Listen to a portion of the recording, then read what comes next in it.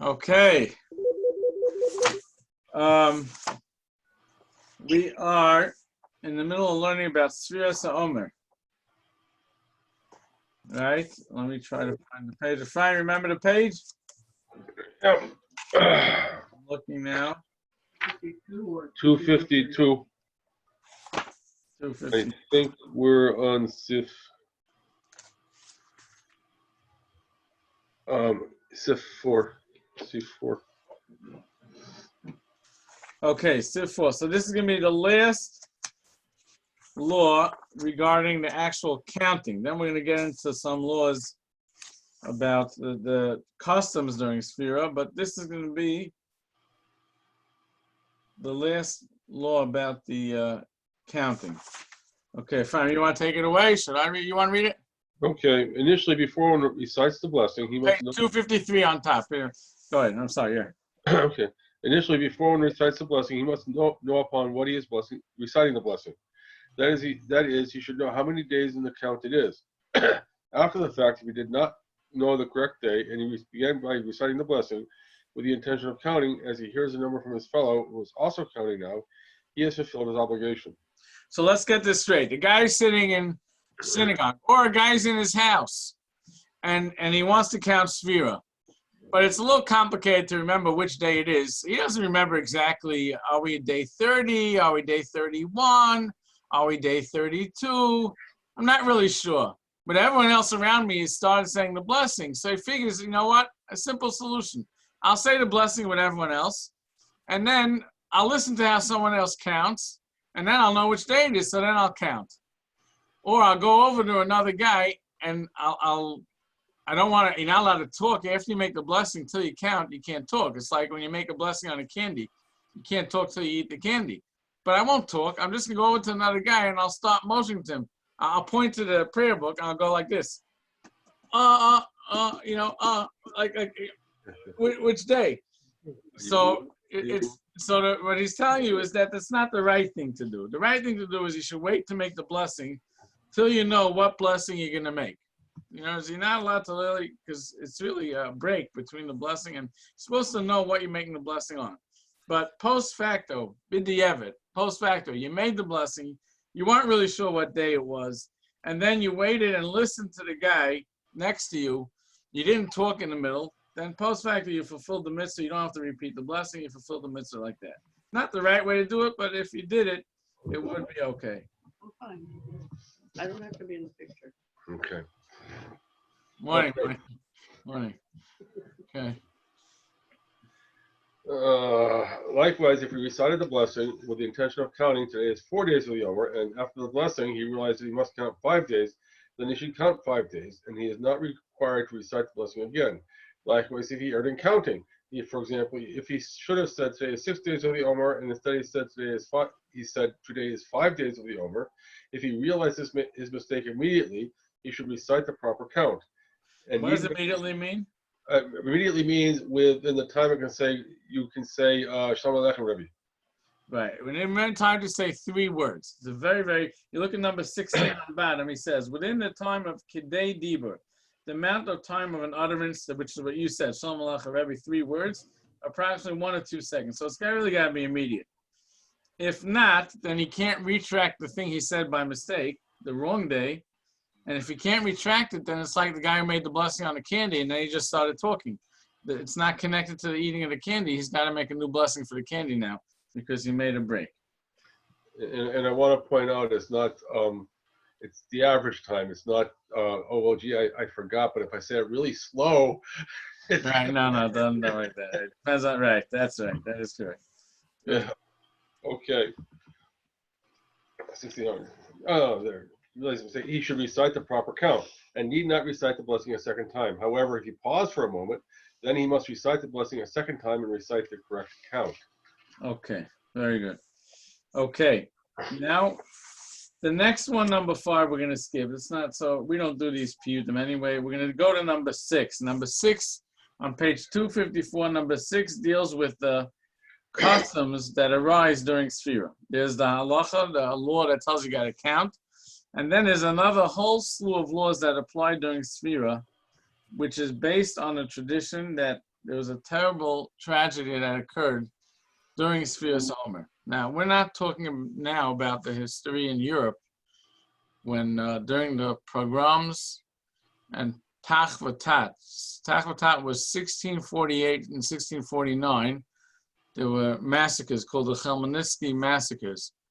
And you have to realize that in Europe, the way it went, when the weather got warm, which was the springtime, and add to that mixture that Easter came, the two together resulted in there being a lot of accusations and attacks against Jews. And Sundays, the priests would give all sorts of speeches to people, and the terrible tragedies that occurred in this time frame between Pesach and Shavuos were historically killed many Jews. But we're not even talking about that now. What we're talking about, which is also relevant to Jewish law in other areas, but what we're talking about now is an event that precedes that by many years, in the time of Rabbi Akiva. Now, Rabbi Akiva, one of the most amazing lives that Jewish history ever had. Rabbi Akiva arose from being an absolute ignoramus at the age of 40 to being the greatest teacher of Torah that Jewish people have ever had. Arguably the greatest, certainly to the point where we're taught that Moses heard a class from Rabbi Akiva and couldn't understand it. Rabbi Akiva's greatness in Torah knowledge, which is just such an inspiration for every one of us to hear about the life of this person. But Rabbi Akiva, who rose the ranks from being can you imagine the scenario of Rabbi Akiva at the age of 40 sitting in a class with pre-1A kids learning the Aleph Beis? I mean, it's just mind-boggling. But he rose the ranks to becoming the greatest teacher of Torah.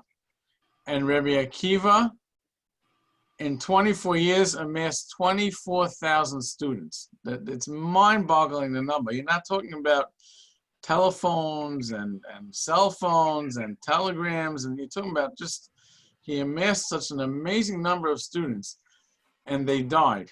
They all died in that time period between Passover and Shavuos.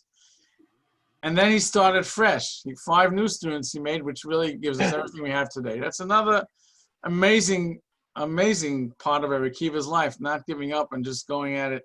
It's mind-boggling. But the bottom line was, during this time period, there was a terrible tragedy that occurred that to this day, we don't have as much Torah as we should have had. And that was during this time period. The Gemara tells us that the reason they died is because they didn't have proper respect for each other, which is, again, a whole level of lesson how careful we have to be with other people's honor and respect and careful.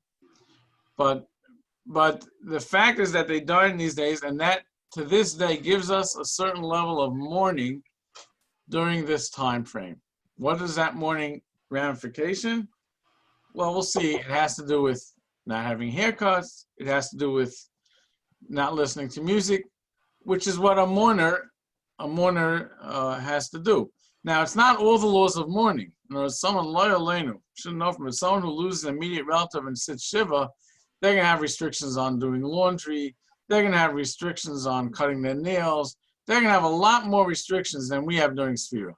But in certain level of restrictions was taken by Jewish people, and we'll see the details now of what it includes, and we'll try to see the details, what time frame we're talking about. Let's try to see it. So who wants to read the next one? So we're doing number 6 now on page 254. Anyone want to volunteer to read it? Or Okay. Rabbi, we don't have a book. oh, I'm sorry. Oh boy. Okay, no problem. That's why we can't read it. No problem. Thanks for joining anyway. Amazing. Okay. So, if one of the scholars want to read it, if not, I'm going to do it. Go ahead. You want to?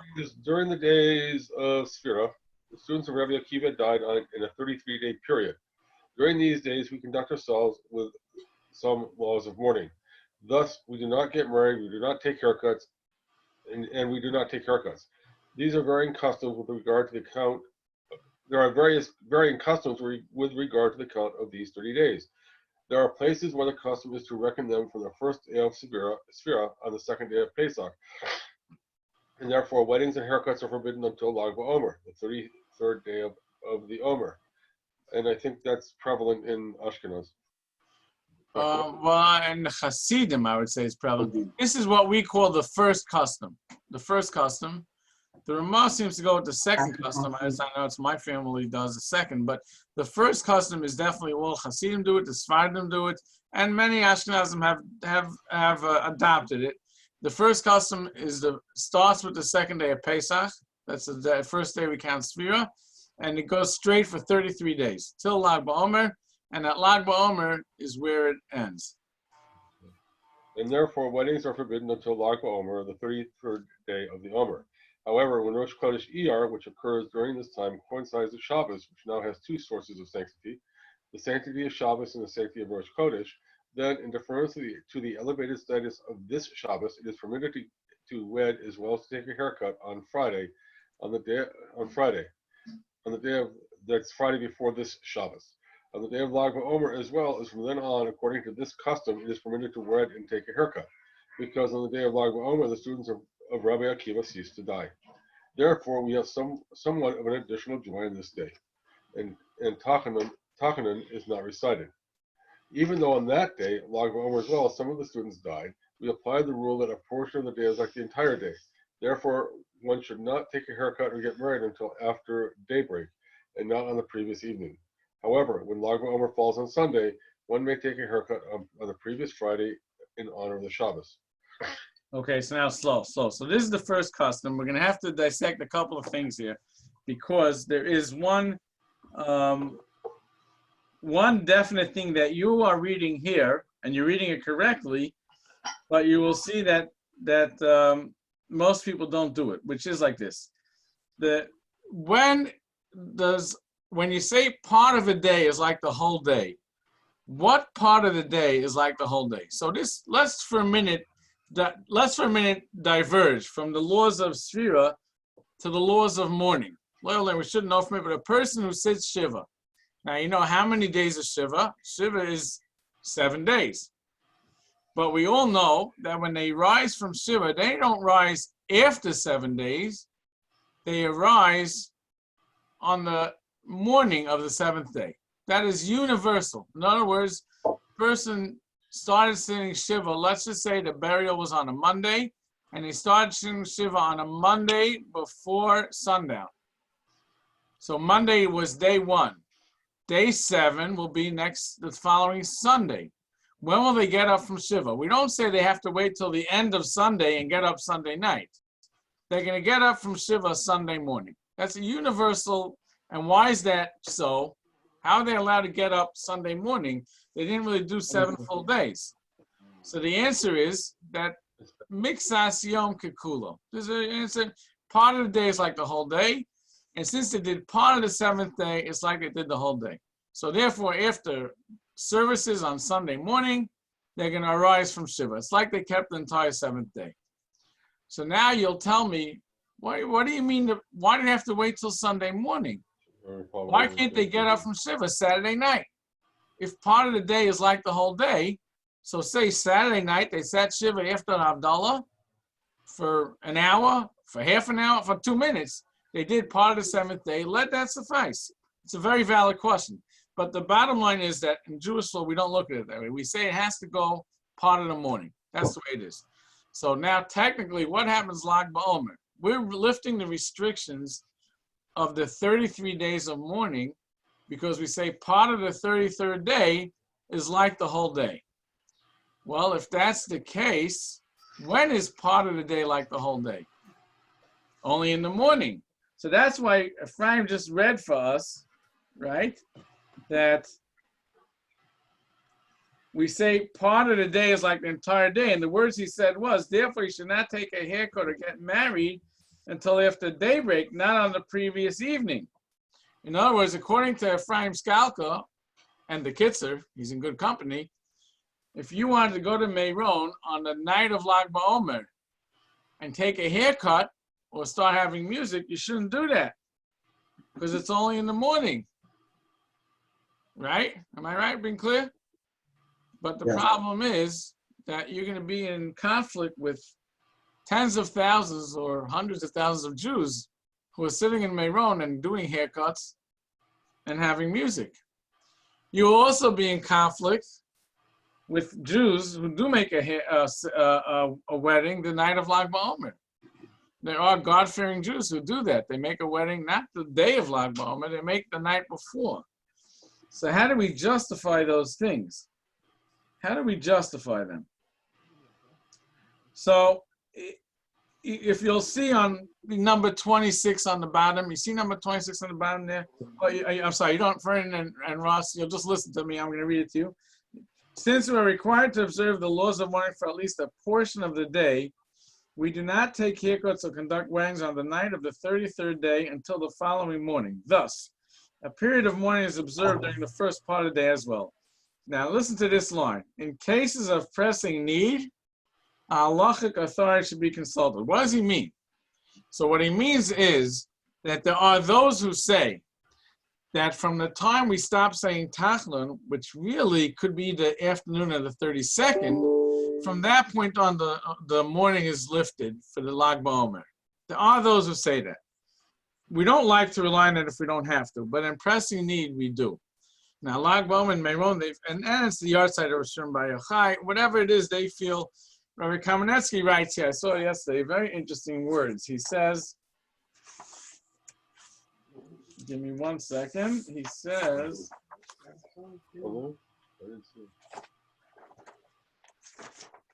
I lost the place. You know what I'm saying? I'm going to find it again.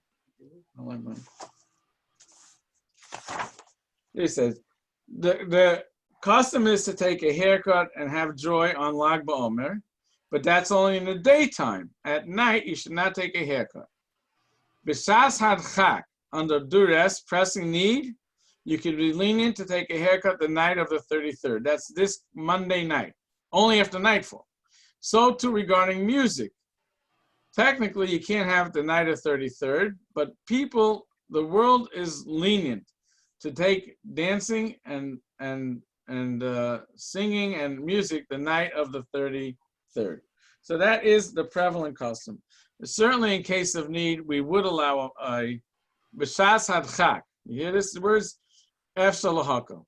On the time of need, it could be lenient. So this is very relevant this year because, as you all know, you can only imagine what's been going on with the boys and girls who are supposed to be getting married. And it's so sad, you know, they've had weddings pushed off and the pressures that the families are enduring, not knowing when the child will get married and where they get married and how they get married. And will there be 10 people by the wedding? Will there be 15 people? And the whole,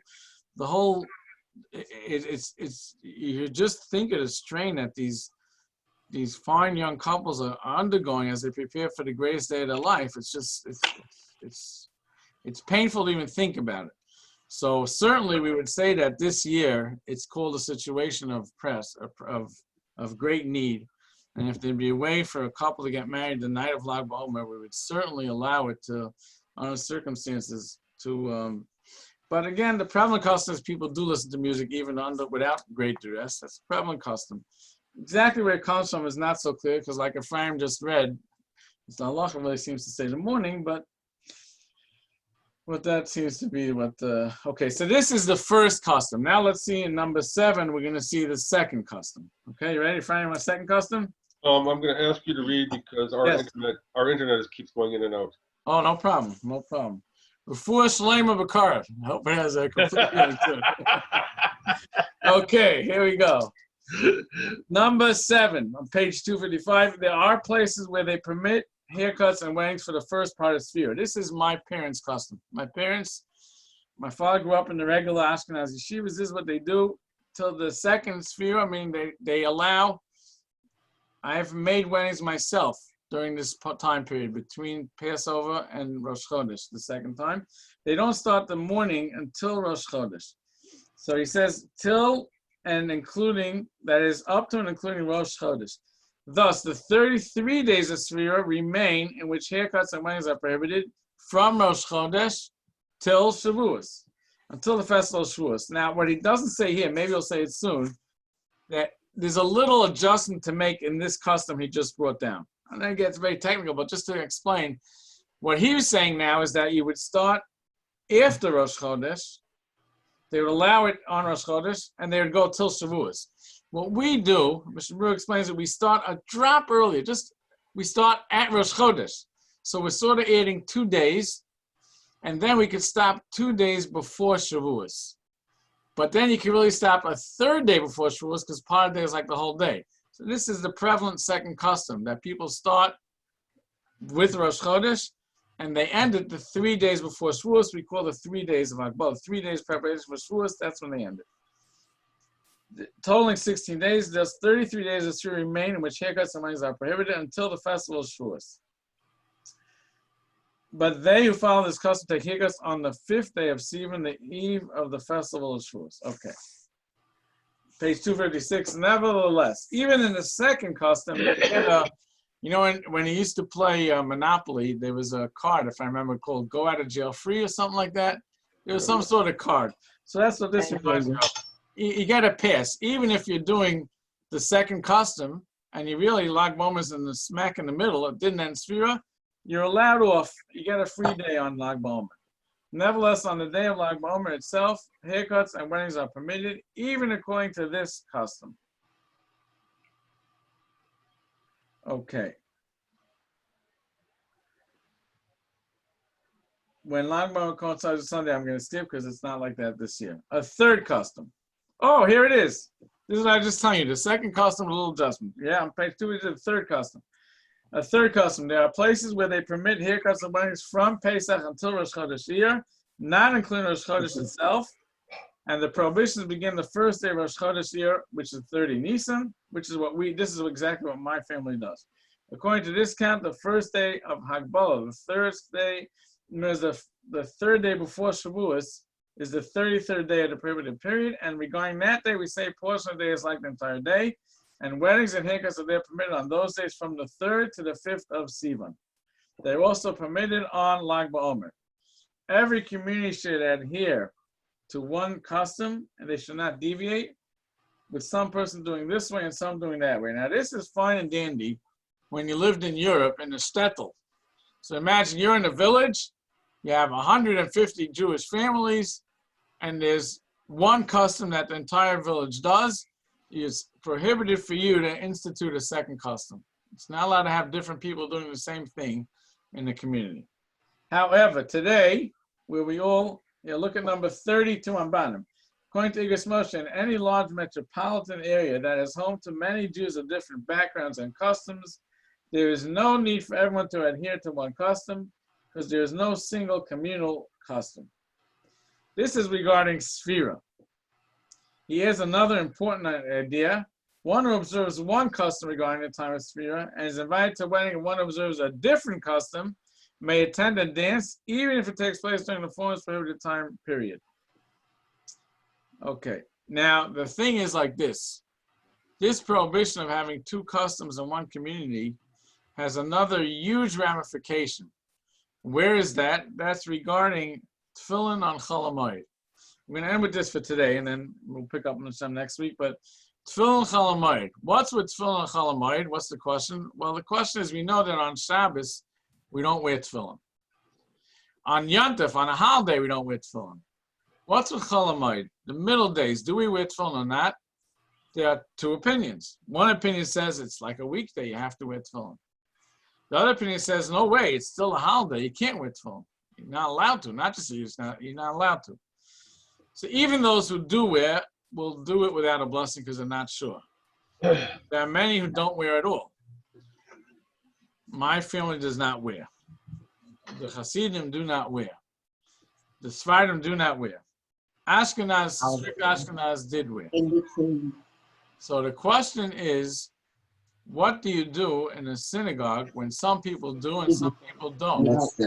And it's this same question here with the Sefira. In other words, can you have in the same shul some people wearing and some people not? I, Moshe Travitsky, got 3 credits in college for doing a research paper on this question. Because at Thorough College, they had a program where you could do independent study for Talmudic research, and they gave you 3 college credits.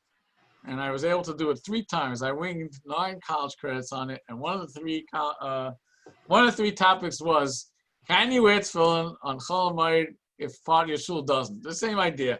There were really big responses from great achronim about it. The bottom line, after the smoke clears, is that there's a big difference of opinion about it, whether you can or can't, and we try to avoid it. What do I mean we try to avoid it?